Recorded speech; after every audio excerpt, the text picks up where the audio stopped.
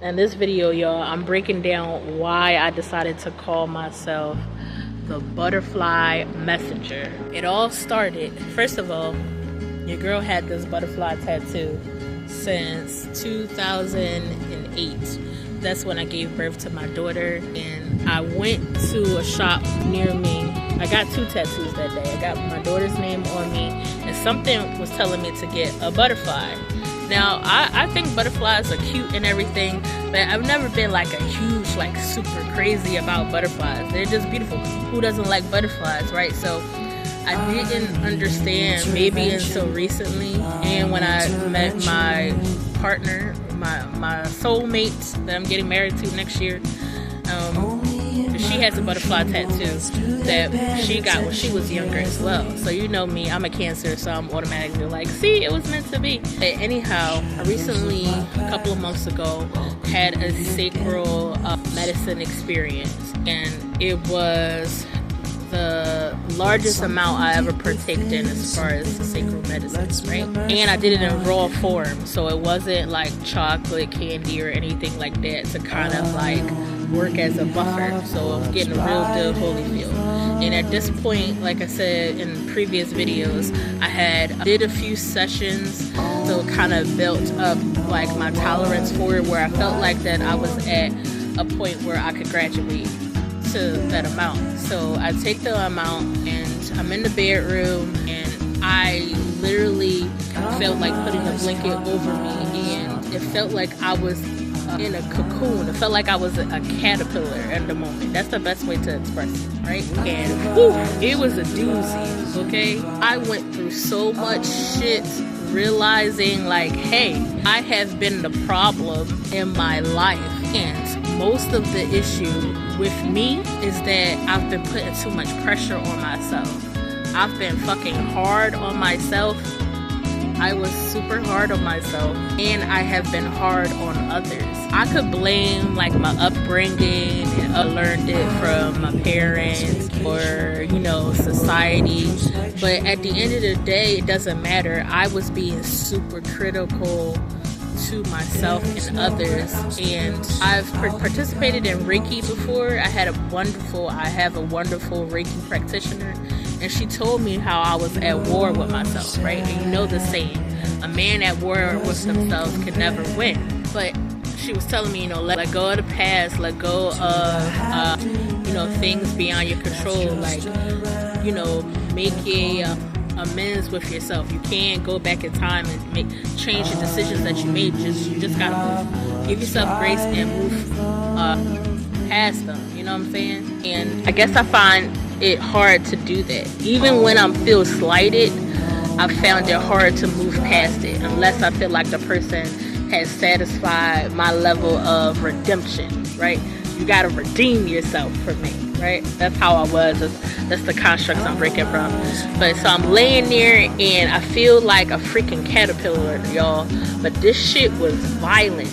And someone that I used to know was expressing that too. Like when caterpillars go through that change and become a butterfly, like that shit is not, it's not like they beautifully just crawl out the thing or crawl in the thing and they come out and they just fly out and it was a vacation.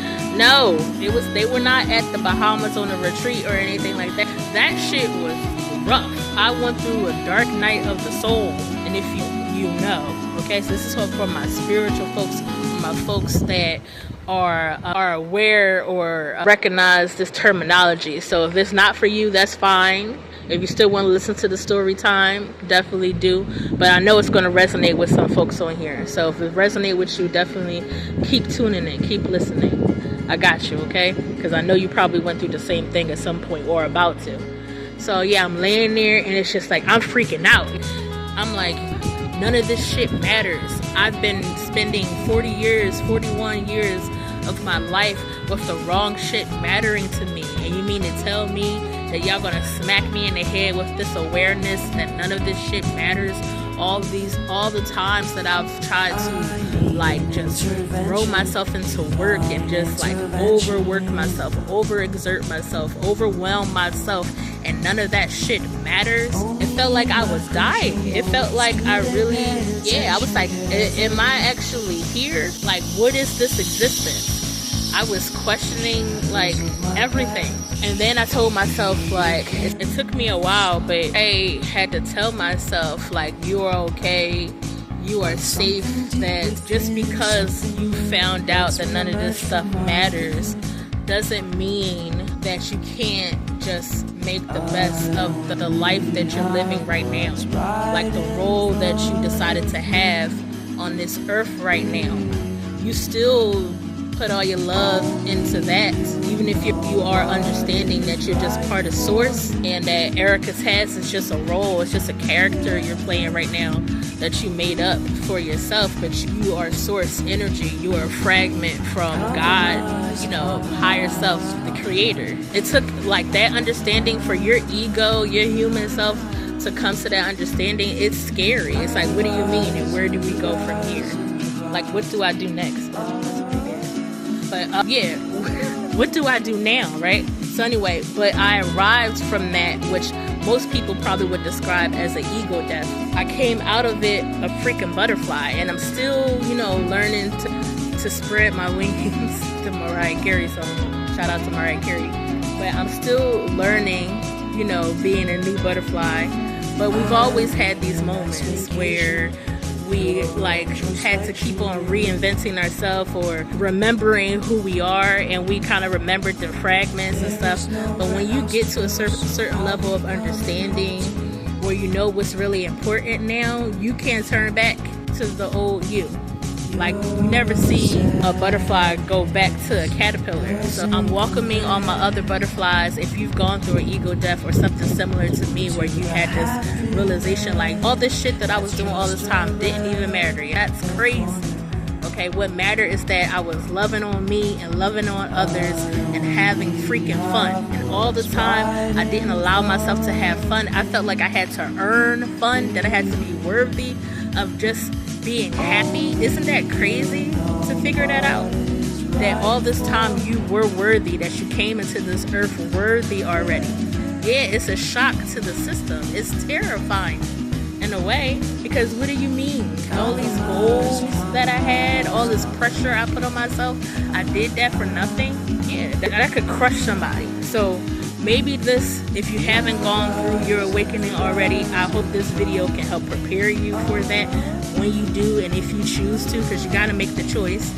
But if you already have, you could resonate with your girl. I want to know in the comments, because I want to connect with more people who either are going through or have gone through what I have.